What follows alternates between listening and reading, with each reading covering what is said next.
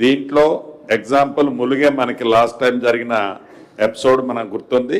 ఆ ములుగు లాంటి చెప్పుకోలేని రైతులు చాలామంది ఇబ్బంది పడేవాళ్ళు ఉన్నారు.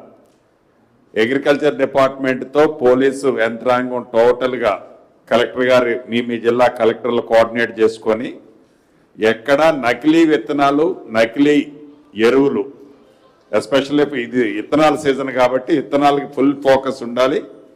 లైసెన్స్డ్ ఎవరు, లైసెన్స్ లేని వాళ్ళు ఎవరు, బోగస్ ఎక్కడి నుంచి వస్తుంది. ఎందుకంటే ఆరుగాలం పంట వేసిన తర్వాత దాని రిజల్ట్ ఎప్పుడు తెలుస్తుందంటే ఆ ఈల్డ్ వచ్చేటప్పుడు తెలుస్తుంది.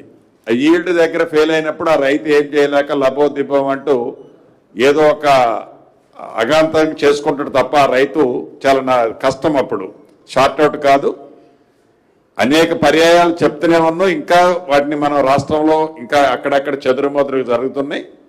పీడీ యాక్ట్ పెట్టడమే కాదు, ఎక్కడ దాన్ని ఉక్కుపాదంతో నకిలీ విత్తనాలు ఎరువుల విషయంలో ప్రభుత్వం చాలా క్లారిటీగా ఉంది. గౌరవ ఆల్ కలెక్టర్సు, పోలీసు, అగ్రికల్చరు దీన్ని కోఆర్డినేషన్ చేసుకొని మండల స్థాయిలో మీరు చిన్న తప్పు ఎక్కడా ఆలోచొద్దు. వీళ్ళు లేరు వాళ్ళు లేరు, తప్పు జరిగే దగ్గర ప్రాంప్ట్గా ఉక్కుపాదం తొక్కాలు కంట్రోల్ చేయాల్సిందే.